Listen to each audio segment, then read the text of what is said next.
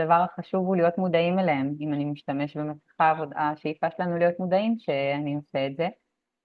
וכן, לאט לאט כל אחד במצע שלו, בקצב שלו, במה שנכון לו, ולזהות איזה אמונה אני מתחזקת שמספרת לי שאני צריכה את המסכה הזאת בשביל לשמור על עצמי.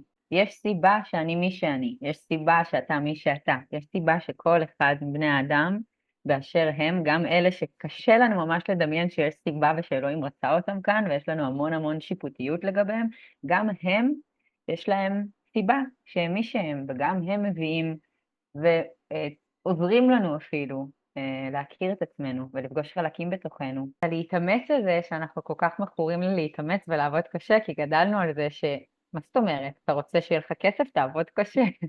למה? למה צריך לעבוד קשה? ברוכות וברוכים הבאים לפשוט להיות אני, הפודקאסט שמזמין אתכם למסע מרתק של אותנטיות, הקשבה וחיבור. בכל פרק נצלול יחד לעולם של גילוי עצמי, נלמד להקשיב לקול הפנימי שלנו ונחגוג את כל החלקים שמרכיבים אותנו. נארח נשים ואנשים מעוררות ומעוררי השראה, שיחלקו את הסיפורים, התובנות והכלים שעזרו להם בדרך להיות פשוט הם. הצטרפו אלינו לשיחות כנות, מצחיקות, מעמיקות וכלילות, שיעזרו לכם להתחבר מחדש לעצמכם ולחיות חיים מלאי משמעות ושמחה. בואו פשוט נהיה אנחנו. זה התכשיט הכי יפה שיש, וגם ככה כל השאר דפוסים. אז יאללה, מתחילים.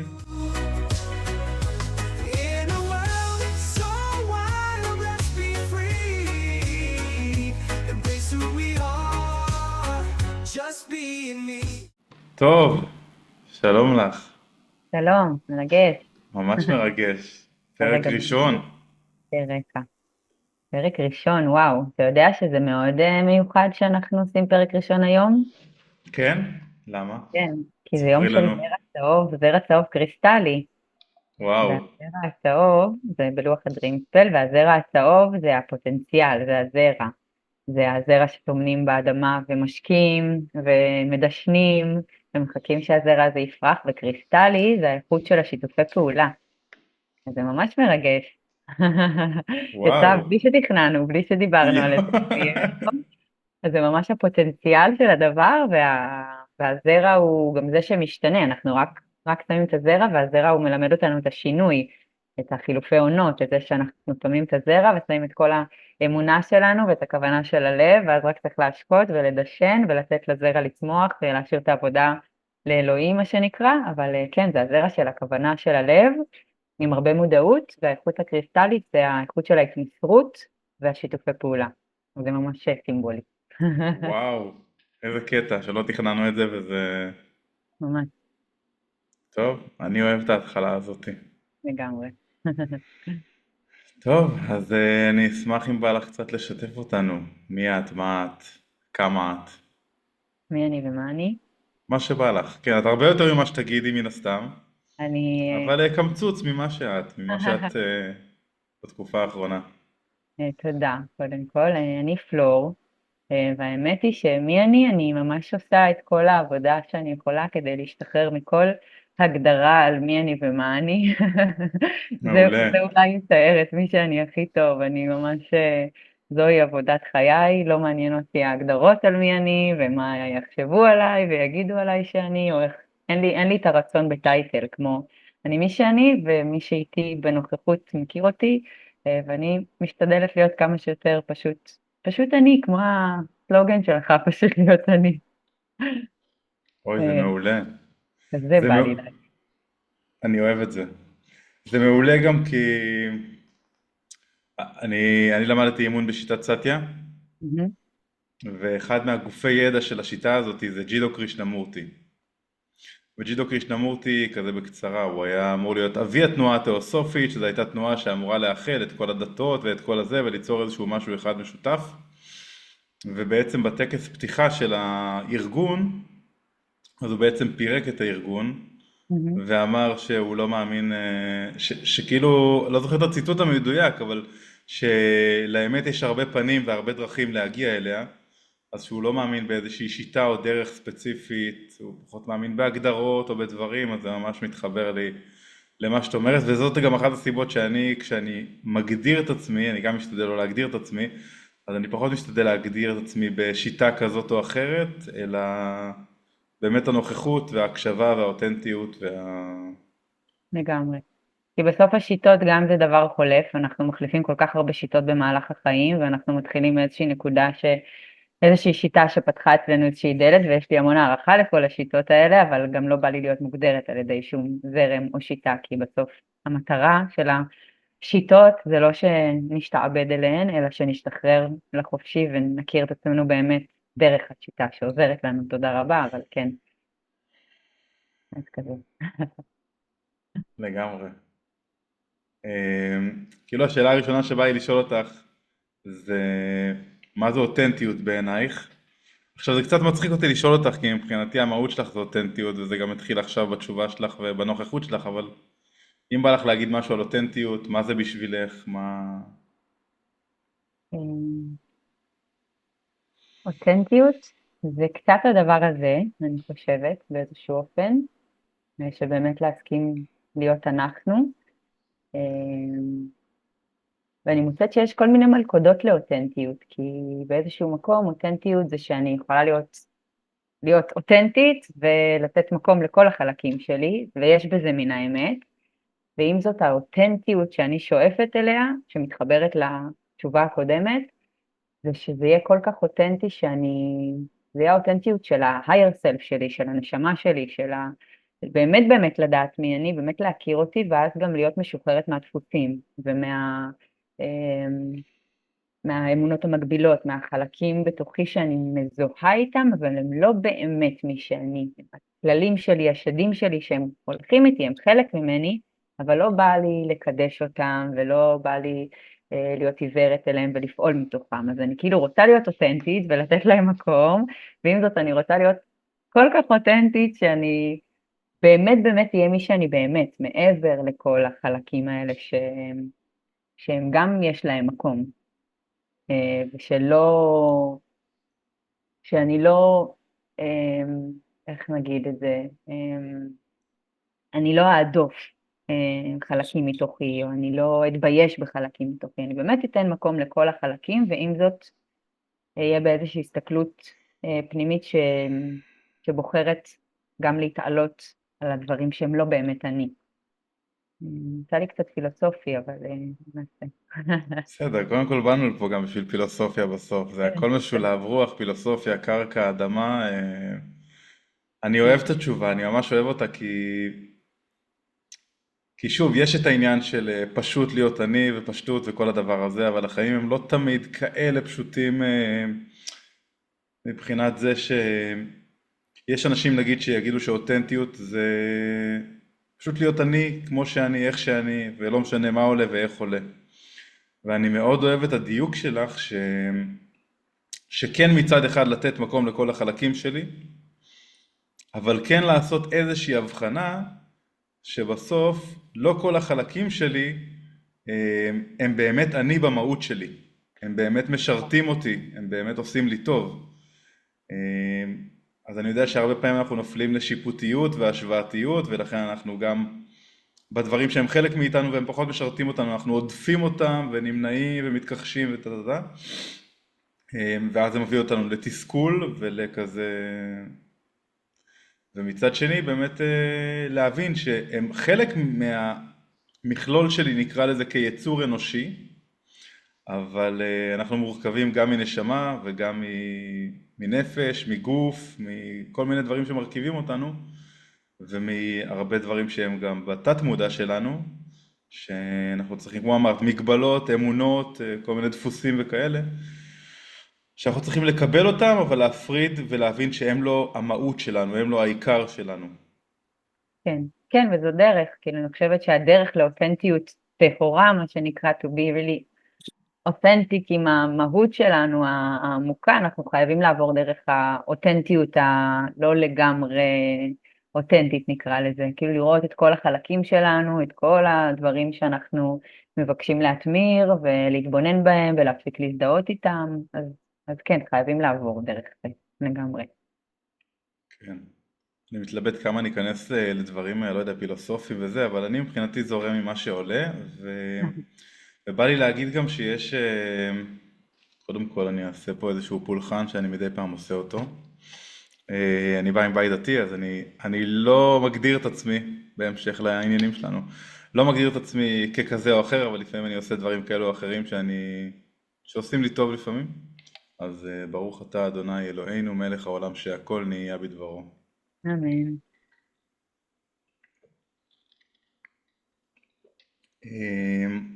אז אפרופו העולם הדתי, אז יש את המשפט הידוע שמדבר על ואהבת לרעך כמוך. אז אני מאוד אוהב אותו, כי מעבר לאותנטיות שלנו בעצם, יש לנו עוד כל מיני דברים שאנחנו צריכים להתייחס אליהם ולכבד אותם, כמו הסביבה שלנו.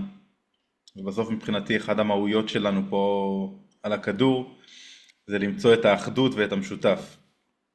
אז האותנטיות שלנו היא מאוד מאוד חשובה, ויחד עם זה צריך לראות שיש גם אותנטיות של עוד אנשים איתנו, שגם להם מגיע לתת מקום לאותנטיות שלהם. והמשפט ואהבת לרעך כמוך, אז מבחינתי המהות שלו זה גם זה ואהבת לרעך כמוך, אז בעצם זה צריך להתחיל מהאהבה שלי לעצמי, ומאותנטיות שלי לעצמי, עם ההפרדה באמת של הקולות של הנשמה לעומת הקולות של, יש כאלה שיקראו לזה אגו, יש כאלה שיקראו לזה היריב הפנימי, יש כל מיני הגדרות של זה, או יצר הרע, יצר הרע מלשון רע זה רצון לעצמי, זה הראשי תיבות, ומדברים על זה שבעצם, שבמהות שלנו ובמקור של העולם הזה, אז בעצם היה אור אינסוף, אהבה אינסוף, אחדות, נתינה, משהו שהוא באמת אחד, ובעצם האור הזה יצר את הנפרדות באיזשהו מקום, את הרצון של כל אחד לקבל לעצמו. ואנחנו בסיבוב פה צריכים לשלב בין הדברים, ולמצוא את האיזון בינינו לבין האחרים, והשאיפה היא באמת להגיע לאיזושהי אחדות, קבלה ואהבה בין כולנו. זהו, זה מה שרציתי להגיד בהקשר של מה שעלה. אמן, מילים חשובות. אמן. תודה. בכיף. אני אשמח לשמוע ממך, איזה דברים את עושה בחייך כרגע, דברים שעוזרים גם לך וגם לאנשים שאת מלווה או בסביבתך בכלל, להתקרב לעצמם, להיות פשוט אם, ואחד הדברים שאני אוהב זה משהו שראיתי אותו באיזה סטורי של מישהי שקוראים לה זוהר, שכחתי עכשיו את השם, אבל שהיא אמרה על זה שריפוי זה לא להיות הגרסה הכי טובה שלנו או להגיע לגרסה הכי טובה שלנו, כי זה לפעמים מוביל אותנו לאיזשהו מרדף ושיפוט בדרך אל היעד הבלתי ניתן להשגה הזאת. אז ריפוי זה בעצם לקבל את כל הגרסאות שלנו, את כל מי שאנחנו, גם כשאנחנו בטוב, גם כשאנחנו פחות טוב, אנחנו כל הזמן בעליות, ירידות, חיבורים, התנתקויות, הפרדות, אחדות, אז כן, כן, ספרי לי על הדרך שלך. איך? זוהר בר שלום, המאמנת. זוהר בר שלום, וואו, ממש כן, מהממת. היא אמרה שריפוי זה לא לקבל את הגרסה, לא בהכרח לקבל את הגרסה הכי טובה, אלא בהכרח לקבל את הגרסה הכי פחות, וזה מאוד מאוד עמוק ומאוד מאוד מדויק. שהריפוי מתחיל מזה, והאותנטיות, אגב, אם אנחנו שואפים לאותנטיות יותר ויותר, אז ככל שאנחנו באמת יותר אותנטיים, אז אנחנו מחוברים יותר לטבע שלנו, לחמלה, לאהבה, לקבלה, לסליחה, ואז גם אנחנו מאפשרים לכל האותנטיים ולכל האנשים בכל שלב במסע האישי שלהם להיות מי שהם, וגם נעים בהרבה יותר קבלה וסליחה אל מול הגרסה הכי פחות יפה שלנו, נקרא לזה. כן, זה ממש משפט חזק, זה ממש ממש הריפוי. תודה גם שדייקת את המשפט וגם שנתת אומרים שהמביא דבר בשם אומרו מביא גאולה לעולם, אז וואלה. זכינו לצטט את זה כמו שצריך, זה טוב. אני אני מאוד מקווה. מעריך ואוהב אותה, היא באמת, אני אוהב את זה בכללי שיש הרבה אנשים שבאמת מעוררים השראה ונותנים המון מקום לריפוי ולקבלה. אין סוף, יש כל כך הרבה עכשיו, באמת, זה כזה כיף לראות כל כך הרבה אנשים שזה מה שמעניין אותם, זה להביא אהבה וריפוי ופשטות, וכל אחד בדרך שלו. זה ממש כיף שהחיינו. לצד כל הכאב, לצד כל החשיכה וכל הרשע שאנחנו חווים מסביב, זה בא ביחד. האור זורח בעוצמה רבה, ובאמת הרבה אנשים שמביאים הרבה רפואה וריפוי לעולם דרך הלבבות שלהם. אז אני אגיד שהכלי שאני משתמשת בו כרגע בזמנים האלה הכי הרבה זה באמת לוח הצולקין, לוח הצולקין של המאיה, זה ביידיש? זה ביידיש. אמ, זה לא ביידיש, אבל הצולקין של המאיה, הוא גם עבר איזושהי, נקרא לזה, אני קוראת לזה דאונלואוד, איזשהו תרגום מודרני שהגיע לעולם דרך חוזה ארגולס, שבעצם מנגיש את הלוח הזה, את לוח הצולקין, דרך לוח הדרימספל, וזה לוח של 260 ימים, שמבוסס על תדר 13-20, 13 ירחים, 20 חותמות של השמש, 20 ארכיטיפים של השמש. הלוח הזה מייצר בעצם איזשהו חיבור לזמן הטבעי של החיים, 13-20 זה התדר של הבריאה. זה ממש התדר, אחד מהתדרים, הבריאה רוטטת באיזשהו תדר פריקוונסי, שיש כמה תדרים שמסונכרנים באופן מוחלט עם התדר הזה של הבריאה, 13-20 זה תדר כזה, שרוטט עם הבריאה, תואם את האהבה, את החמלה, את הסליחה, את הקבלה, את השמחה, שהבריאה רוטטת מעצם היותה. ואנחנו לצורך העניין לא חיים בתדר כזה בלוח שנה שלנו הגרגוריאני, אנחנו חיים על תדר מלאכותי של זמן, 12-60, 12 חודשים, 60 דקות בשעה, וכשאנחנו חיים בתדר מלאכותי באופן טבעי אנחנו סוטים מהזמן הטבעי של החיים, אנחנו בתנועה כזאת שהיא הולכת ומתרחקת מהמהות שלה, ולוח הצולקין מבקש להחזיר אותנו למהות שלנו, והלוח הזה מלא במפתחות, זה ממש תיבת אוצר מבחינתי, 260 משבצות, שהמקורות שלהם, המאיה, מביאים לימוד מאוד מאוד עמוק, מאוד מאוד בראשיתי, שמאיר באמת ממש מחובר, והקודים האלה מקודדים ב-DNA שלנו, והלוח הזה מאיר ומסונכרן עם הקודים האלה, והדרימספל הוא, איך שאני רואה אותו, הוא כמו שער להיחשף לצולקין, הוא איזשהו שער גדול שפותח אותנו לחיבור לחוכמה העתיקה הזאת, ולדרימספל יש כבוד גדול בחיים שלי, זה ממש לוח שמחבר אותנו לחוכמה של כישוף החלום, the dream spell. אז כל יום יש לו איכות של שמש ושל ירח שמחוברת בתוכה, ומה שאני עושה עם הלוח הזה בחיים, עם הדרימספל, עם הצולקין, אני עובדת גם עם הדרימספל שזה התרגום המודרני, וגם עם הצולקין, הלוח המקודש של המאיה.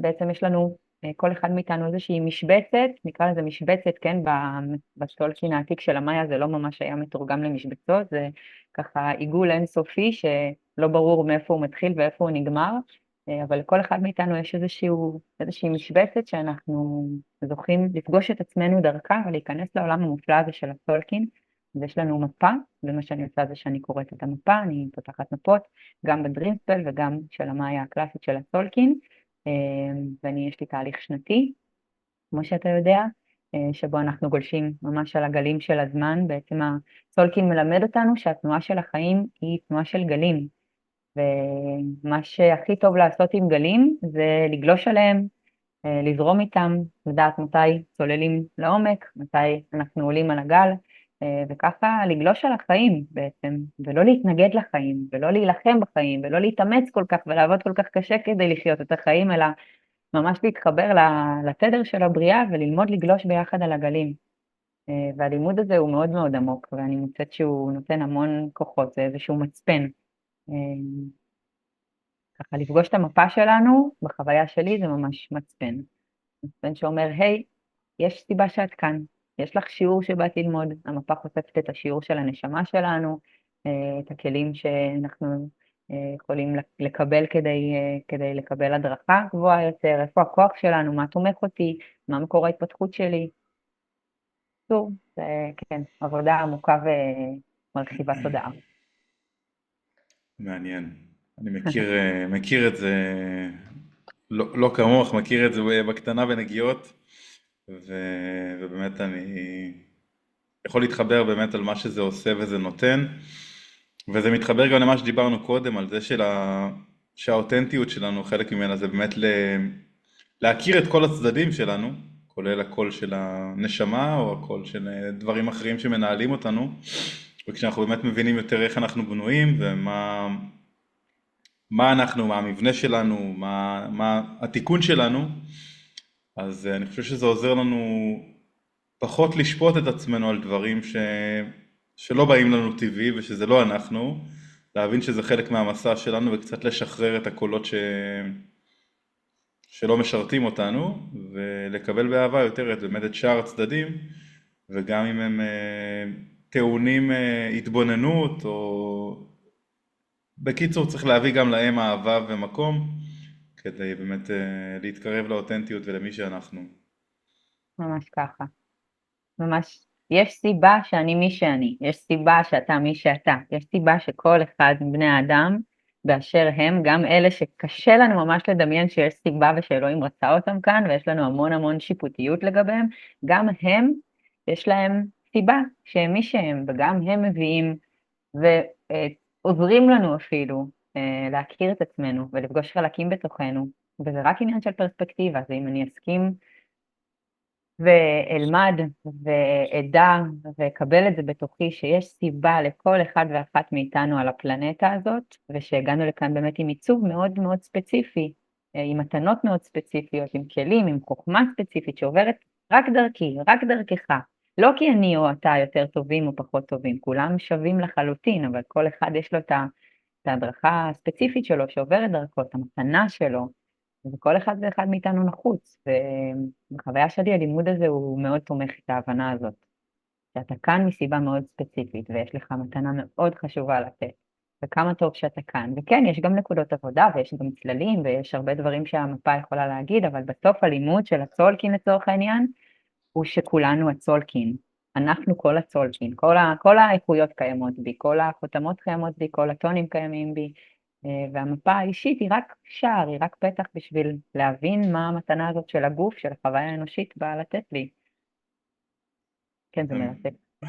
אני ממש אוהב את זה שאת אמרת מתנות, כי כשהיית כזה כמה מילים לפני שאמרת מתנות, ממש עלתה לי המילה מתנות בראש, ברמה של אמרתי, כן, וואו, בוא... זה גם אחד מהנושאים שהכי מעניינים אותי לפתוח ולדבר עליהם, כדי באמת להסביר לאנשים שלכל אחד יש את המתנה הייחודית שלו. אנחנו חיים בדור, בעידן, שהוא באמת... אנחנו מתוכנתים הרבה פעמים דרך הבתי ספר ודרך כל מיני מסגרות שאנחנו עוברים בהם, והתרבות שלנו שבעצם להיות בתלם, להיות כמו כולם, למה אתה לא כמוה, כל מיני השוואתיות. אני חושב שההשוואתיות זה משהו שאני נוגע בו הרבה מאוד עם אנשים שאני מלווה, ובאופן כללי עם אנשים, חברים, משפחה. זה אחד ממקורות הסבל הכי גדולים שיש לנו, מהמם. ואני חושב שאחד מהסיבות והשורשים שלו זה קודם כל בתרבות באמת שאנחנו כזה תמיד צריכים להיות בציונים מסוימים, או אפילו בבית, במשפחה כזה של תראה איך הוא אכל יפה, ואימא וכאלה שמשווה לאיך הוא אכל, או מתי הוא חזר, או מה הוא עשה, או סידר את החדר וכאלה. ו... ובאמת מנגד לזה, כשמבינים שכל אחד מאיתנו, קודם כל חווה חוויות אחרות, ועבר דברים אחרים, ולא רוצה להפחיד אף אחד, אבל כל מה שעברנו גם בגלגולים אחורה, בסדר? אנחנו פה כנראה לא בגלגול הראשון שלנו, אנחנו סוחבים איתנו, הנשמה סוחבת איתה כל מיני דברים. אז יש לנו את הייחודיות שלנו, גם מלפני וגם פה, תוך כדי, ולכל אחד מאיתנו יש את המסע שלו, לכל אחת מאיתנו יש את המסע שלה, ואז כל פעם שאנחנו משווים בעצם במהות, אין בעצם, במהות אין מאיפה להתחיל את ההשוואה הזאת, כי אם אני אמור לעשות משהו מסוים ואת אמורה לעשות משהו אחר, אז על מה יש לנו להשוות? אם המטרה והייעוד שלנו הוא שונה, והמתנות והכישורים שלנו שונים, אז בעצם ההשוואה היא מאוד מיותרת, וגם בדרך כלל היא פוגעת, יוצרת סבל, כי או שאני משווה את עצמי ואני פחות טוב ממישהו ואני מתבאס, או שאני משווה את עצמי למישהו אחר ואני מרגיש יותר טוב, אבל יכול להיות שהוא ירגיש פחות טוב, ויכול להיות שזה גם יפריד בינינו, אז מראש אני פחות מאמין בהשוואות ויותר במתנות.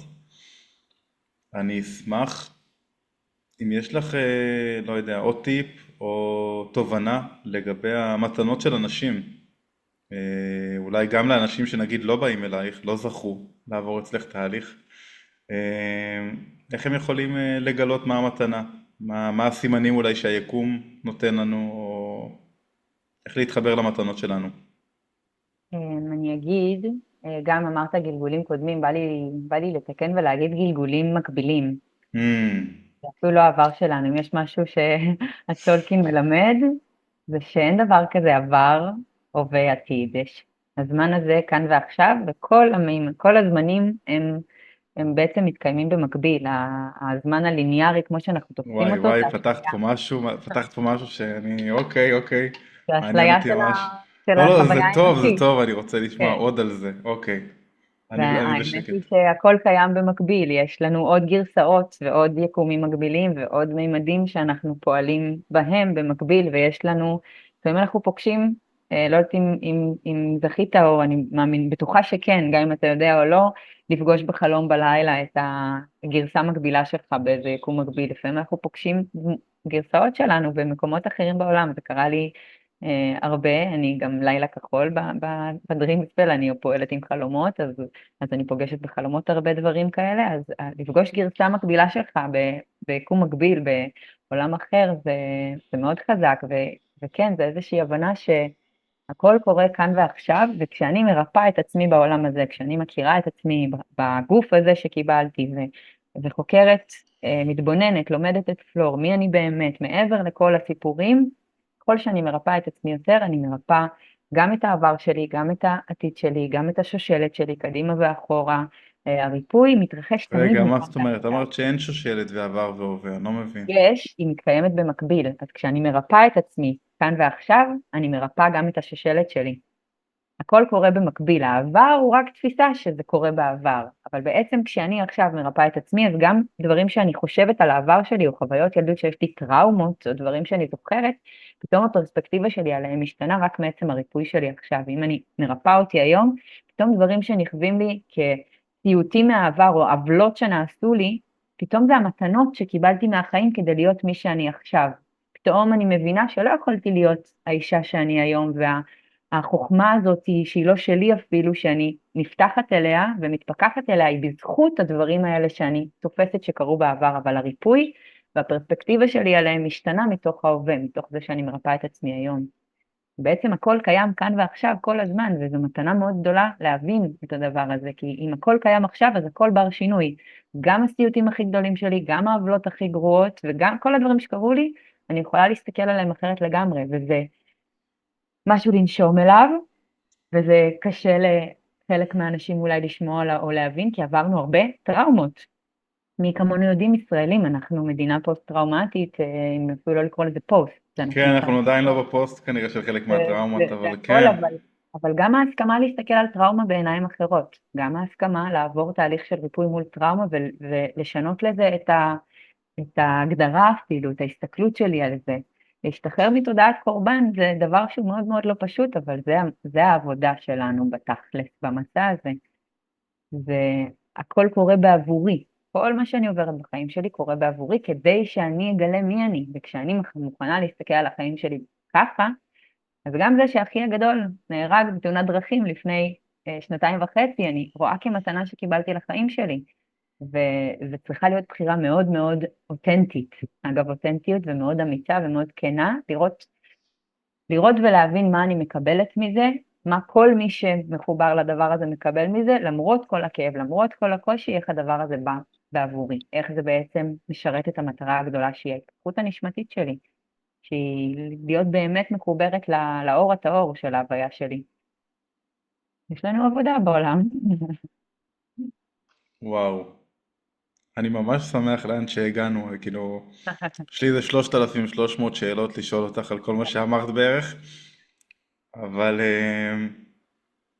מעניין אותי מאוד על הטראומה נגיד, על זה שאת אומרת שאנחנו מרפאים טראומה, פוגשים טראומה וטראומות מהעבר ואיך אנחנו עושים איתם עבודה. איך את רואה את זה? אם אפשר לשאול, זה יכול להיות גם ברמה של באמת אח שלך ומה שעברת עם זה. ובאופן כללי, כולנו חווינו כל מיני טראומות מכל מיני סוגים וגדלים. החל מהשבת השחורה שאנחנו עדיין חווים בעצם השלכות שלה. באמת, כאילו, יש אנשים שיותר ויש אנשים שעוד יותר. גם. ואיך מתמודדים? איך עושים, איך נוגעים בטראומות? איך בוחרים לא להיות קורבן? איך בוחרים לעשות עם זה משהו? איך בוחרים לעבור ריפוי? זה נושא מאוד מאוד עמוק ומאוד מאוד רגיש לגעת בו, וקטונתי, גם חשוב לי להגיד, אני לא מתיימרת לשום דבר, אלא באמת מהניסיון חיים שלי ומהאמונות שלי ומהדרך הצנועה שאני הולכת בעולם הרוח. אי אפשר לדלג על שום שלב, וצריך לעבור דרך כל השלבים שכוללים גם בושה ואשמה מאוד גדולה שיש לכל מי שמחובר לטראומה באיזשהו רובד, כי תמיד זה מגיע עם מה אני יכולתי לעשות אחרת, או איך הבאתי את זה על עצמי, או הבושה והאשמה היא שלב מאוד מאוד קריטי מהשלבים הראשונים שצריך לעבור דרכם. וכן, זה לקבל את האנושיות שלנו, זה לעבור דרך כל הכאב וההסכמה, זה תהליך, כן? זה לעבור דרך הדברים האלה ודרך ההסכמה לקבל את השינוי של החיים, וזה לקבל את השינוי ולהסכים להיפרד ולהסכים להשתחרר מההגדרות של מי אני ומה אני ומה זה אומר עליי, כי כשקורה לי משהו כזה, כשאני מאבדת משהו כל כך גדול בחיים, אני גם מאבדת חלק מהזהות שלי, אני מאבדת את מי אני, מי הייתי. אמ, זה עבודה מאוד עמוקה מן הסתם, אבל היא אפשרית, אני מאמינה בכל הלב והנשמה שלי, ואני מאמינה שאני בעצמי עשיתי את הדבר הזה. יש לנו את היכולת לרפא את עצמנו, יש לנו את היכולת הזאת, אבל זה מצריך מאיתנו הרבה אומץ ובחירה, בחירה, בחירה. זה לבחור בחיים. זה בסוף לעבור את כל השלבים כדי להגיע להבנה שיש לי את היכולת לבחור בחיים, ויש לי את היכולת לבחור להשתחרר מתודעת הקורבן, ויש לי את היכולת לבחור להיפרד מחלקים שלא משרתים אותי, וההסכמה לקבל את הדבר הזה כמתנה זה שלב אולי מאוד מתקדם בריפוי, של באמת לראות שהדבר הזה הגיע לפתחי, וזה מצריך מאיתנו לעבור את כל השלבים הראשונים, שהם באמת לקבל את זה שהחיים הם לעולם לא יהיו מה שהם היו. never again. אבל אגב, זרע צהוב, שאנחנו נפגשים היום בזרע צהוב קריסטלי, הזרע הצהוב זה האנרגיה של שינוי. הזרע הוא לעולם לא יישאר זרע, אלא אם כן הוא לא רוצה לצמוח, אלא אם כן הוא לא רוצה להפוך לעץ. זרע נשתל באדמה, הוא מכיל בתוכו את כל הפוטנציאל האלוהי, להפוך להיות העץ הכי יפהפה, עם הפירות הכי יסיסיים וטובים, ובשביל שהזרע הזה יהפוך לעץ, הוא חייב להסכים להשתנות, הוא חייב להסכים להשיל את הקליפה שלו, ולהשריש מתוכו לאדמה, ולהנביט, ולפרוץ דרך האדמה. האדמה שהיא קשה לו לפרוץ דרכה אולי, אבל הוא חייב לעשות את הדרך ולפרוץ, כי כל מה שהוא רואה אל מול עיניו זה את השמש, הוא רוצה להגיע אל השמש. וזה קצת בחוויה שלי, המסע שלנו כבני אדם, אנחנו זרע עם המון המון פוטנציאל, וכל החיים אנחנו משקים אותנו ומדשנים, ואנחנו מקבלים את התנאים בשביל שנהפוך להיות עץ שופע, ועם הזמן אנחנו לומדים מה אנחנו צריכים ומה אנחנו לא צריכים, ומה לא עושה לנו טוב ומה לא מזין את השורשים שלנו, ומסכימים למות ולהיוולד מחדש, ומתחילים את המסע שלנו. יש לזה הרבה גלגולים, ואני באמת לא מטפלת בטראומה, אני מתעסקת במוות ובהתמודדות עם אובדן, מתוך הניסיון שלי, מתוך הדרך שלי, אבל זה נושא שהוא, כן, מפגש שלם בפני עצמו, באמת לעבור דרך כל השלבים שזה מבקש, אבל אני מלאת אמונה שזה אפשרי. אני יכולה להגיד שאני הוכחה חיה, וכן, אפשר להגיד זה רק אח, ויש הורים שמאבדים ילדים, ולא, אלוהים, באמת, הלב שלי כואב רק את המחשבה כן, הזאת. אי אפשר להשוות בין כאב כזה, אני כן, לא לא משווים. מתיימר וגם לא רוצה להתיימר ולא רוצה להשוות ולא רוצה להיות, זה ממש, באמת חשבתי על זה קודם כשדיברנו על טראומה ועל זה, שבאמת הורים שמאבדים את הילדים שלהם, זה משהו שהוא בלתי נתפס בעיניי ברמה האנושית. כן, כן, זה הפחד כנראה הכי גדול שלנו בתור הורים לפני האדמה. ממש. וגם זה חלק מהמסע של החיים שלנו, זה להתמודד עם הפחדים שלנו, אפילו בלי שזה יקרה, להסכים לגעת בפחד, להסכים לגעת בכאב הזה, לפגוש לפגוש את הפחד שלנו, עד כמה יש לנו באמת את המוכנות, לדבר על זה אפילו. התחלנו לדבר פה על מוות, וכאילו אני רואה את הגוף, איך הוא ישר, לא נוח לו, למה, איך הגענו לזה? למה אנחנו מדברים על זה? אבל, כי זה החיים, כי המוות זה גם ממש. החיים, כי כאב זה החיים, וזה בסדר לדבר על זה, זה חשוב. ואולי לא עשינו את זה מספיק, ולא לימדו אותנו על זה מספיק, ולא דיברו איתנו על זה מספיק, זה הפך להיות הדבר הזה שאסור לגעת בו, ואז כשזה מגיע, העולם קורס. ממש. גם קודם שדיברת וגם עכשיו יש לי צמרמורות בגוף, באמת מכל השיחה הזאתי. ואני שמח שהגענו ונגענו בכל הדברים האלה. אני רוצה להתחבר לדוגמה שנתת עם הזרע. מהמם. אז, וגם למה שאמרת, שהכל מתחיל בעצם מהחוויה של הבושה והאשמה וכל הדבר הזה, בכל תהליך ריפוי כנראה, גם של טראומה וגם של מיני טראומות נקרא לזה ככה. למרות שאי אפשר באמת להשוות או למדוד דברים כאלה, אבל כן, שהזרע הוא בעצם מתחיל מהמקום נקרא לזה הכי שפל ומבייש ולא יודע, הוא בעצם נמצא בתוך האדמה ב... עם בוץ בעצם, הוא נרקב באיזשהו אופן והוא באמת במקום חשוך ואפל ורקוב ולא יודע דביק או לא יודע איך נקרא, אבל כאילו מקום מאוד מאוד שחור ולא נעים, ורק באמת ברגע שהוא מסכים באיזשהו מקום להירקב ולהשיל את הקליפות שלו, רק אז בעצם הוא מתאפשר לו לגדול באמת ולפרוץ את האדמה ולראות את האור זה לא ולגדול עוד ועוד. להירקב אפילו, זה להשתנות, שהוא מסכים להשתנות. הוא לא צריך להשתנות. להירקב, הוא צריך להשתנות. ההסכמה שלנו, ההקבלה בחוויה שלי זה השינוי, זה המהות של הזרע. כן, אז גם השינוי הזה וגם באמת השינוי שבהמשך שהוא כבר נהיה עץ, אז עם החילופי עונות ודברים, אז שהוא צריך נגיד להשיל את העלים שלו כדי להתפתח מחדש, אז גם המוות של השחרור עלים בעצם זה איזשהו חלק מהמחזוריות של החיים שלנו, ודברים, אנשים שאנחנו מאבדים, אגו שאנחנו מאבדים, לא יודע, כל מיני דברים שבאמת לא משרתים אותנו יותר, אז לאפשר להם איזשהו שחרור כדי לתת מקום לדברים חדשים שיותר מדויקים ויותר נכונים לגרסה הנוכחית שאנחנו. כן, אה, וזה אף פעם לא נעים. למי נעים לוותר על כל מה שהוא בנה, כל מה שהוא עשה, כל מה שהוא חושב על עצמו. שינויים זה לא תמיד דבר נעים. יש אנשים אני מאוד אוהבת שינויים, אני חיה בשינויים, זה משהו שלקח לי זמן, כי שינויים, כשזה לא השינוי שאתה עושה מרצון, כשאתה לא אתה בעצמך משנה לעצמך משהו מתוך בחירה, והחיים משתנים עליך, זה לא נעים, לא נעים. צריך, נכון. הלימוד הזה של להשתנות הוא לימוד מאוד מאוד משמעותי בדרך שלנו.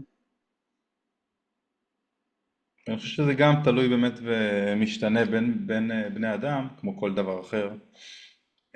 יש אנשים שאוהבים שינויים, יש אנשים שלא אוהבים שהחיים שלהם או השגרה שלהם נראית אותו דבר והם חייבים שכל הזמן דברים ישתנו.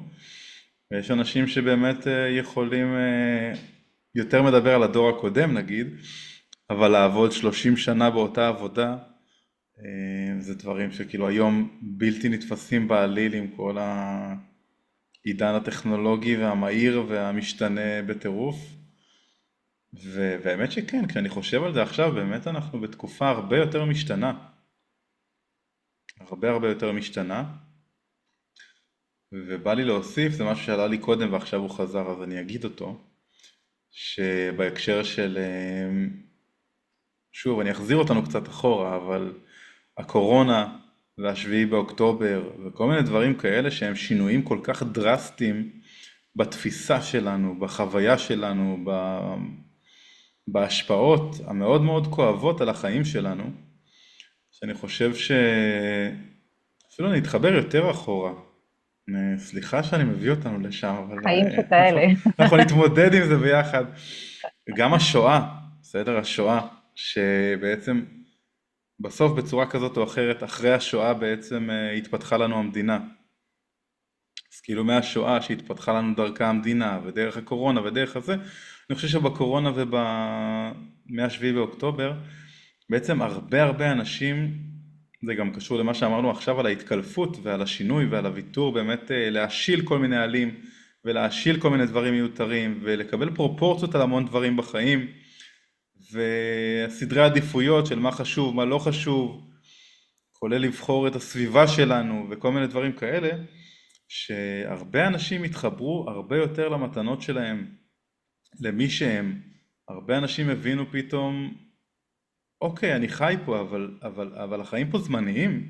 כאילו, הכל יכול לקרות. מה באמת חשוב לי? מה אני באמת רוצה להביא? מה אני רוצה לתת? מה אני רוצה להיות?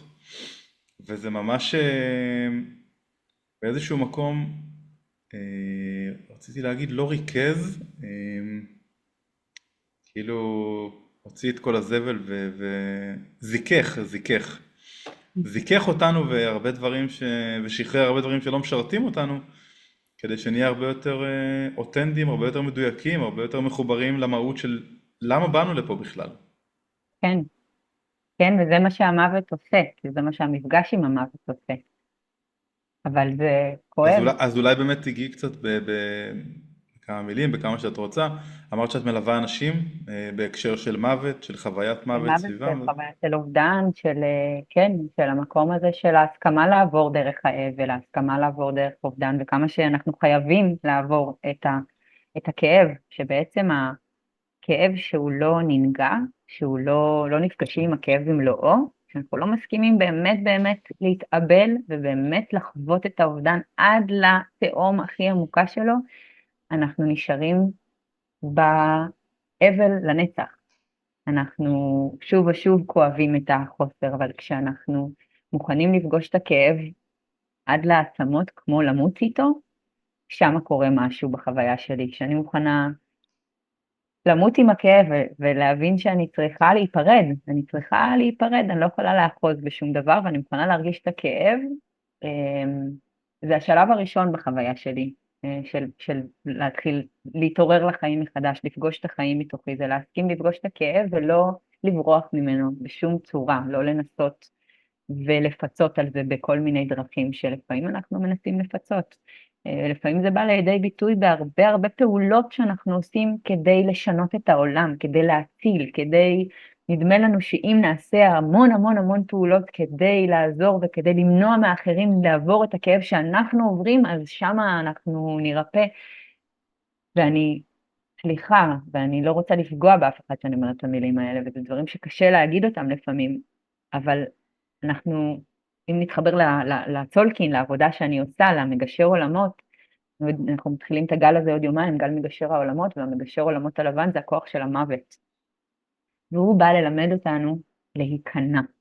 הוא בא ללמד אותנו להרפות. כשהמוות מגיע, אתה לא רב איתו, ואתה לא נלחם על החיים, אתה נכנע. ומתוך הכניעה, ומתוך ההסכמה להרפות, החיים מתגלים. מתוך ההסכמה להרפות, העוצמה של החיים, הבלתי נגמרת, האינסופית, אנחנו יצורים נצחיים, אנחנו יצורים נצחיים, אפשר לקחת לנו את הגוף, אבל הנשמה היא נצחית, ואנחנו פה לנצח, אנחנו קיימים ולעד נתקיים, אין לנו אפשרות אחרת, זה לא משהו שאפשר לקחת את הקיום שלנו, אפשר לקחת את הגוף הפיזי, אבל אנחנו רק טרנספורמינג, אנחנו רק משנים צורה, אנחנו לעולם לא ניגמר, וכשאנחנו נתיידד עם ההבנה הזאת, וזה מה שאני עושה, התהליכים שלי עם המוות נקראים להתיידד עם המוות, כי זה באמת להסכים להתיידד עם המוות, זה להסכים לקבל את זה שהמוות הוא לא הסוף, ושהוא מביא איתו כאב מאוד גדול, אבל לימוד מאוד עמוק.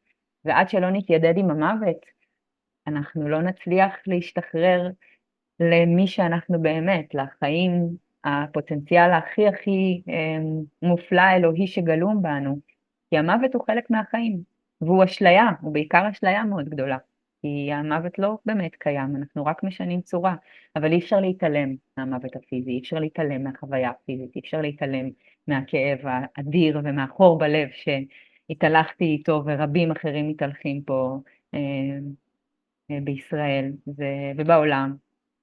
המוות זה חוויה שקוראת לנו לפגוש את הכאב בעומקים שלו. אז מגשר העולמות מלמד אותנו שהמוות הוא רק גשר. שאנחנו לא באמת מתים, ואם אנחנו נסכים לעבור דרך המוות, אנחנו נגלה שזה בעצם הפוטנציאל צמיחה הכי גדול שלנו.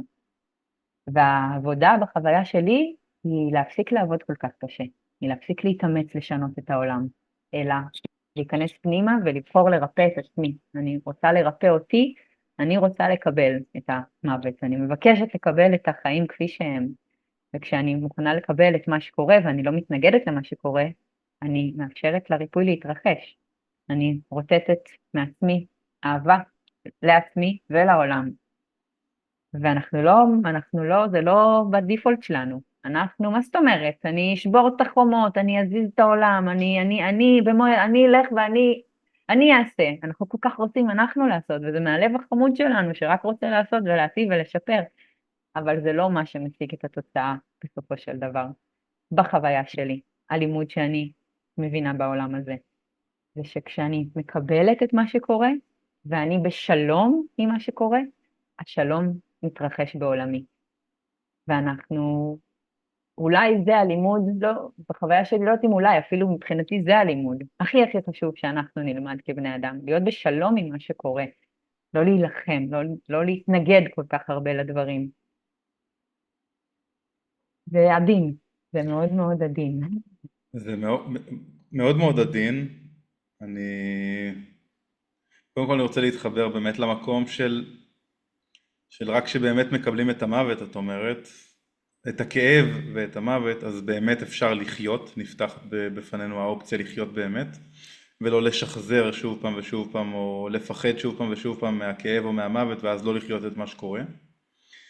ובאמת זה מאוד עדין, כי יש את השאלה הזאת תמיד, אני חושב, פגשתי אותה כמה פעמים, גם בעצמי וגם בחוץ, על רגע, אז אם אני בעצם מקבל, או אם אני רק, אם אני מקבל באהבה או בהבנה או את מה שקורה, אז איפה המקום שלי להתפתח, איפה המקום שלי לעשות, ליצור שינוי, לעבוד קשה, כאילו איפה, איך זה נקרא, הנחישות שלי, הכוח שלי, כאילו זה מעניין אותי, כי זה באמת הדין, כאילו אתה אומר, אני פה כדי לעשות, כדי להתאמץ, אז אם אני אקבל, אז זה סותר את זה. אז הלהתאמץ הזה, שאנחנו כל כך מכורים להתאמץ ולעבוד קשה, כי גדלנו על זה מה זאת אומרת? אתה רוצה שיהיה לך כסף, תעבוד קשה. למה צריך לעבוד קשה? זה קונספט כאילו מטורלל שאנחנו למדנו, צריך לעבוד קשה. ואני חושבת שמה שהחיים בחוויה שלי מלמדים אותנו עכשיו, זה שאפשר לעבוד בלי לעבוד קשה. אפשר ללמוד ולעשות דברים מתוך ריגוש ומתוך שמחה ומתוך חדוות העשייה ומתוך זה שזה פשוט מרגש אותי. אז אני הולכת ואני עושה.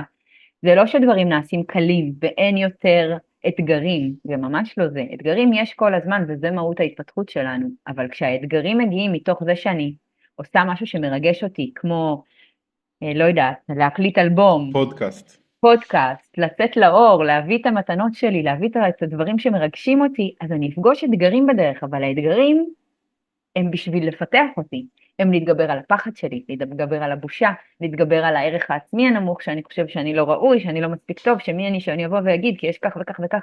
האתגרים בדרך הופכים להיות המפתחות ההתפתחות הנשמתית, החשובה באמת.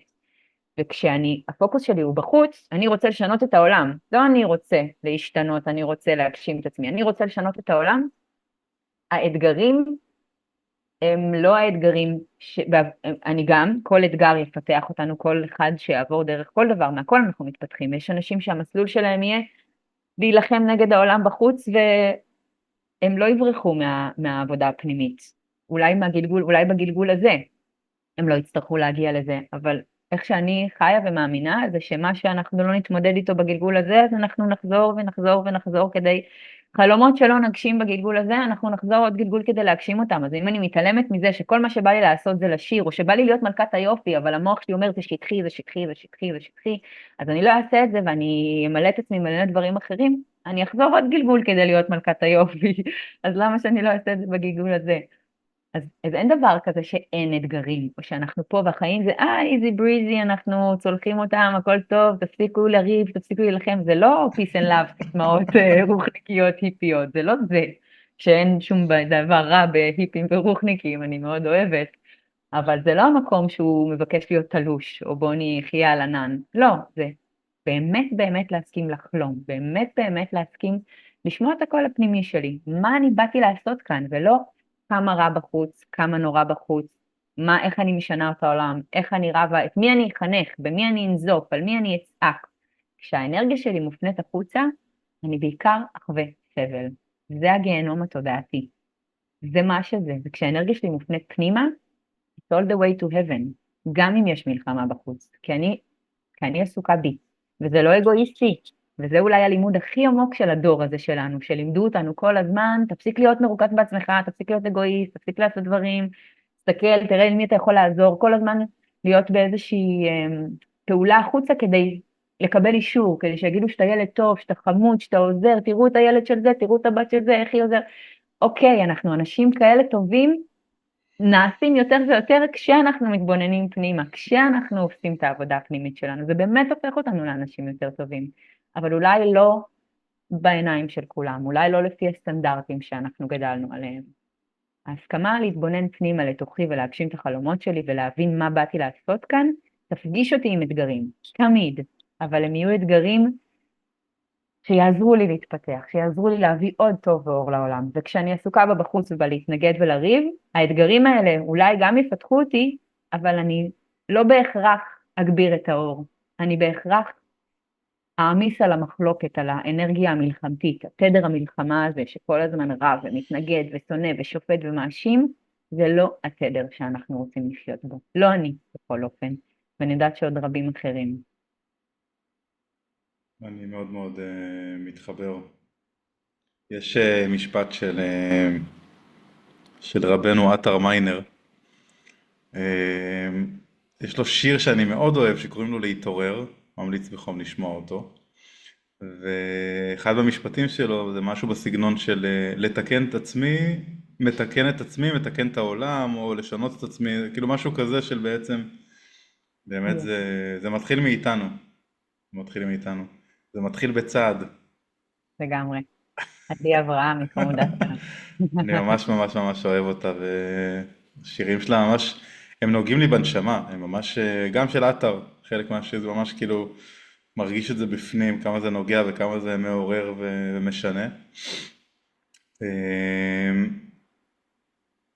רציתי לשאול אותך, גם, בכל מקרה רציתי לשאול אותך על זה, וגם הרבה פעמים כשאני מדבר עלייך או מציג אותך או משהו כזה, סתם לחברים או זה, שאני עובר איתך תהליך, עובר איתך את המסגרת השנתית, כל מיני דברים כאלה, אז מה שעולה לי ישר זה מוארים בעם, בסדר? דיברת גם על איפים ועל זה, אמנם זה כבר לא רץ ואומנם זה לא עדכני ולא שווה לנו לדבר על זה, כי לא יצא לנו מזה כלום, כי אין כרטיסים למכור. הלוואי שזה יחזור, אני מוכן לראות את זה עוד פעם ואפילו יותר. מדי כמה זמן אני שולחת לידי הודעה כזה מפורטוגל, אני חיה בפורטוגל, אני שולחת לו, נו, אולי תקפוץ, נעשה משהו בפורטוגל. זה לעד יישאר הפנינה. זה מבחינתי יצירת מופת, ואני גם נהניתי בטירוף כשבאתי בעצמי לראות את ההופעה, וגם אני ממש אוהב לראות את הקטעים ביוטיוב ולשלוח לחברים, זה מבחינתי אחד מהכרטיסי ביקור הכי טובים שלך. אתמול גם במקרה הראיתי את זה לחבר, לשכן, ממש התלהב, כאילו לא רוצה יותר מדי, לא אומרים שבחו של אדם בפניו, אבל מקצת שבחו אפשר להגיד, אז הוא ממש התלהב מהיכולת משחק ומהצגה ומהזה, וסתם בא לי לשמוע על זה קצת בחוויה שלך, כי מבחינתי זה באמת נקודת דרך לדעתי, לפחות ברמה של איך זה התפוצץ, איך זה קרה, איך זה השפיע על אנשים וזה, זה כאילו, אז אני רוצה לשמוע ממך על זה טיפה, אם בא לך. וואי, זה עושה לי כיף קודם כל גדול לדבר על זה, כי זה מסוג הדברים, פרויקטים שלה בחיים שתמיד יעשו לי לחייך, כי זה מה שזה היה צחוק אחד גדול. זה רץ 5 שנים, ואני ועדי כל פעם שהיינו נפגשים לעבוד על זה, פשוט היינו מתפוצצים לצחוק, וזה היה מלא בהשראה ומלא במתיקות, וזה באמת היה, זה באמת היה מהדברים האלה שלא דמיינתי שיתפוצצו ויהיו כל כך מוצלחים. אה, תספרי שנייה בשתי מילים מה זה בכלל, כי כן, אנשים לא כולם מכירים, כן. אבל אני אשמח שהם יראו. קודם כל, תחפשו ביוטיוב מוארים בעם, יש ותהנו גם מכל עמוד רגע. פייסבוק במוארים בעם, בעמוד פייסבוק שיש שם מלא דברים. שמה זה אה, בעצם? אבל כן, זה כבר לא רץ, אבל מה זה היה? אני הגעתי מעולם המשחק, למדתי משחק בבית צבי, והיו לי כל מיני הצגות פרינג' ופרסומות ושטויות שעשיתי, אבל כאילו זה היה כזה המקצוע שלי, אבל זה לא עשיתי את מה שבאמת רציתי לעשות. ועדי ככה הגיע מעולם הפסיכודרמה ופלייבק, והכרנו בפסטיבל רוחניקי באשרם במדבר, בזורבה. עדי תרם דרך אגב, עדי תרם כן. גם עוסק בריברסינג, מאוד אוהבים אותו, מעריכים אותו, איש מיוחד. נכון, איש נפלא ואהוב ויקר מאוד. וככה כל פעם היינו נפגשים במקרה באשרם בפסטיבל הזה, ונהיינו חברים נורא נורא טובים. ואז באחד הפסטיבלים הייתה הפסקת חשמל, ומישהו צעק, אה, תדליקו את האור הפנימי. ואני התפוצצתי מצחוק, כאילו באמת זו הייתה בדיחת השנה.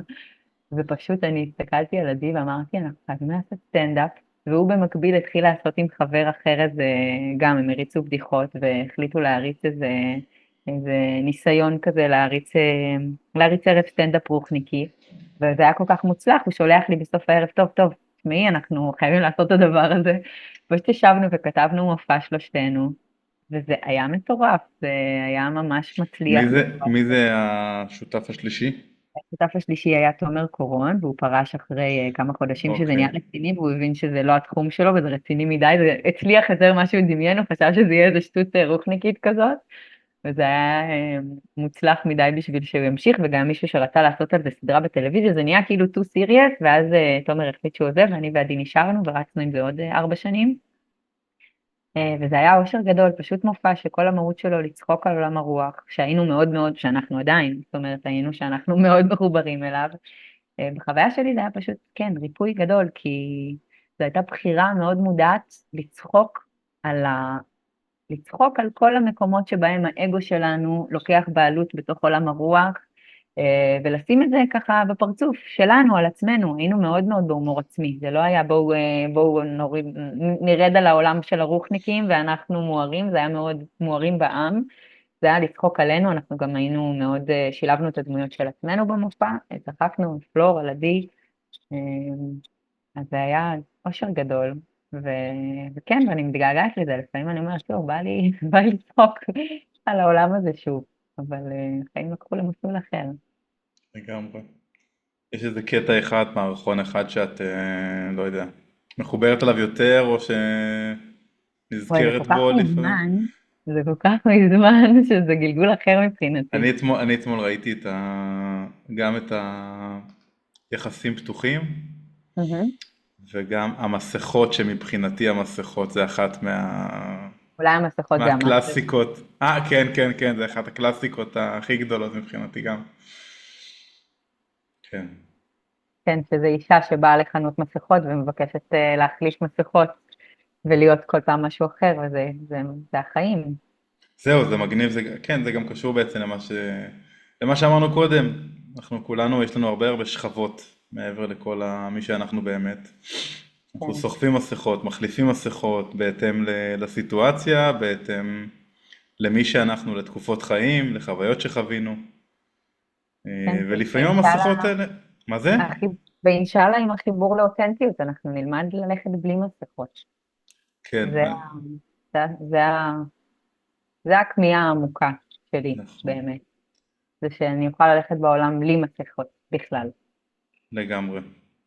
לגמרי, ויחד עם זאת אני רוצה לתת את הקונטרה מהצד השני, שגם את תתני אותה, כמובן אין לי ספק, שכמו שאמרנו קודם, חלק מהעניין זה בעצם לקבל את מי שאנחנו כרגע גם עם המסכות, ועם זה שכרגע יכול להיות בסיטואציות מסוימות, חברתיות, משפחתיות, לא משנה מה, יכול להיות שאני ארצה לשים איזושהי מסכה, כדי לשמור על עצמי, כי לא בא לי להיפגע, ולא בא לי שיתחילו לחשוב עליי כל מיני דברים, ולא בא לי... אז באמת יש איזשהו איזון בין להיות אותנטי ב100% למי שאני, או יותר נכון למי שהייתי רוצה להיות, לבין מי שאני לפעמים ביום יום.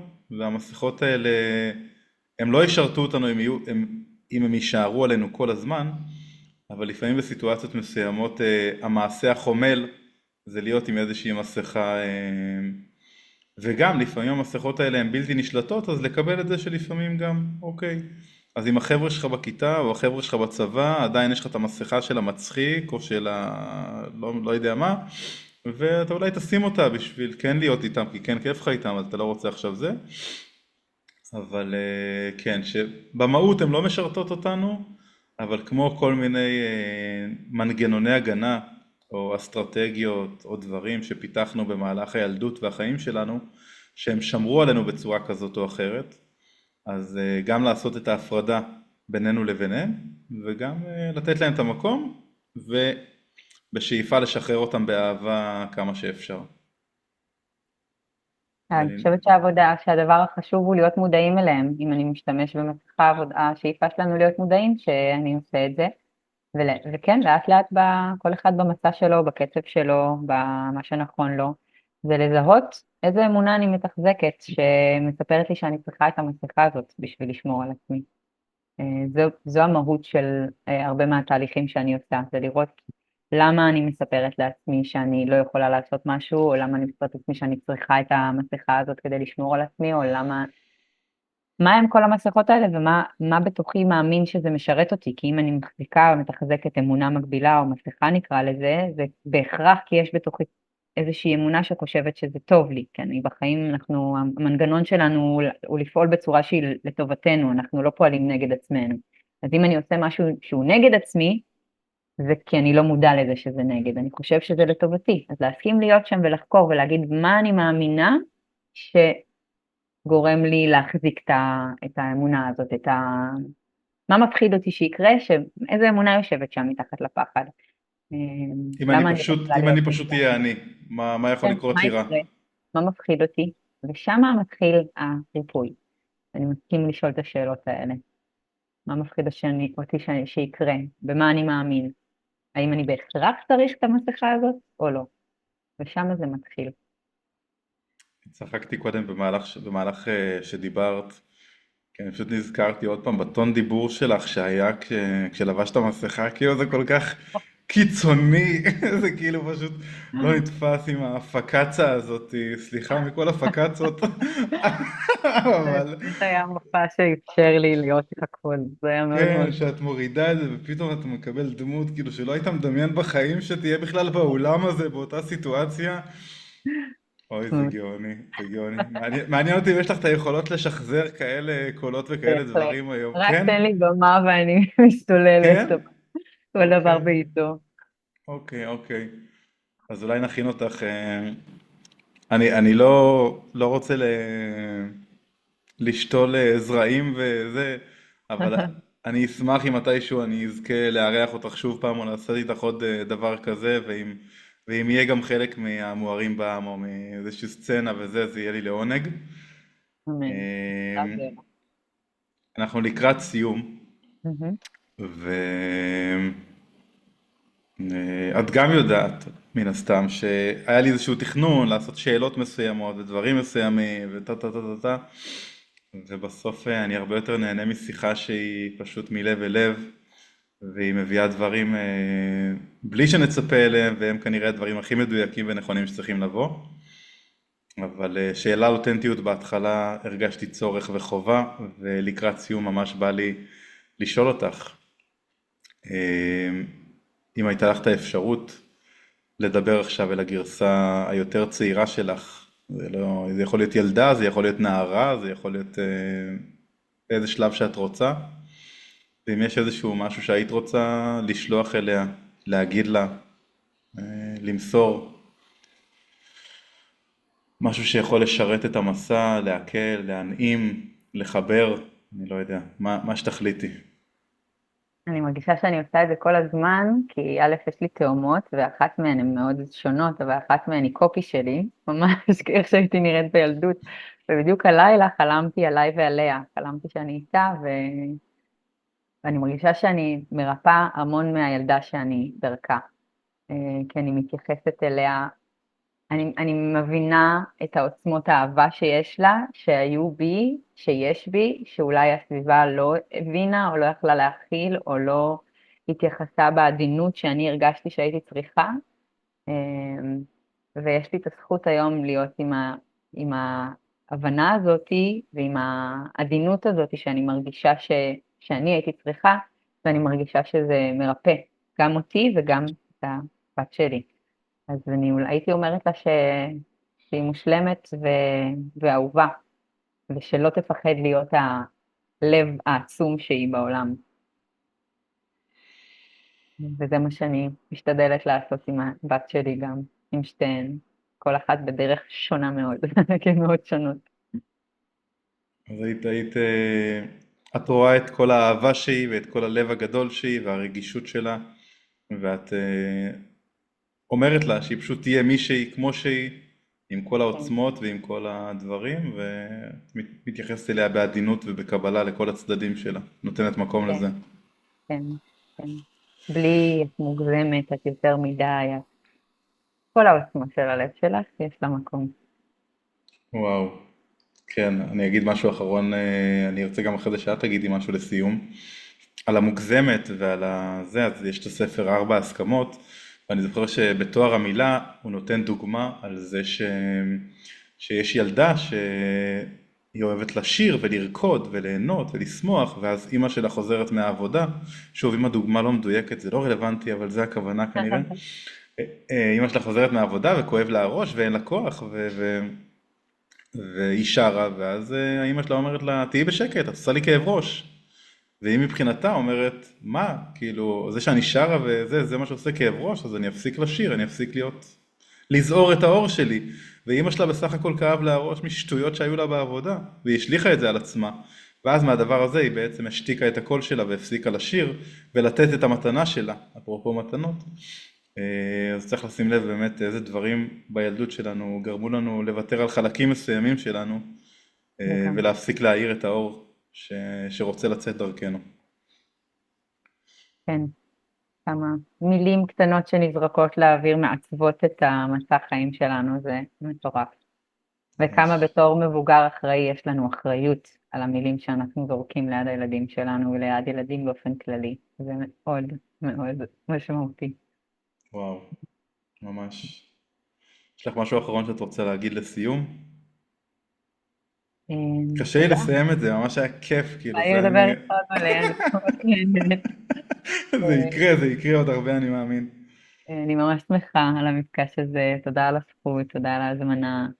אתה לגמרי במקום שלך, אני רוצה להגיד את זה, שזה מאוד מורגש, שזה מאוד מדויק, ומאוד נעים לי לראות אותך ולשמוע אותך, ואני ממש מודה לך על השיחה הטובה הזאת. אני מקווה שהיא, כן, שהיא תתמוך ותתרום למי שיבחר להקשיב לה. תודה לך. אני די בטוח, מכל הצמרמורות שקיבלתי גם עכשיו, שקיבלתי במהלך הזה, אני בטוח שיש פה איזה משהו שהוא מעבר לשנינו. ותודה על הזכות ועל העונג לארח אותך, היה לי ממש ממש נעים. ותודה על זה שהייתה לנו שיחה מאוד משמעותית לפני, שהובילה לדבר הזה וחיזקה את הדבר הזה. אז אני מוקיר אותך ומודה לך על הדבר הזה שקורה. תודה, שלך לגמרי. שנזכה לעשות עוד הרבה דברים טובים לעצמנו ולעולם. אמן, אין לי ספק. אלה הם הזמנים, תודה. תודה רבה. כן, אם הגעתם עד לכאן, אתם יודעים בדיוק מה זה אומר, שאהבתם את מה ששמעתם. זה לפחות מה שאני מקווה. ושקיבלתם ערך ותובנות לחיים. אם זה המצב, אשמח אם תעזרו לי להביא את זה לעוד אנשים. מוזמנים לשתף, להגיב ולעקוב. או כל דבר שבא לכם בלב שלם. אם פחות אהבתם דברים מסוימים, או בכלל, אשמח לשמוע שאוכל ללמוד ולהשתפר. מאחל לנו ימים של התקרבות, הקשבה, אותנטיות, חיבור ואהבה.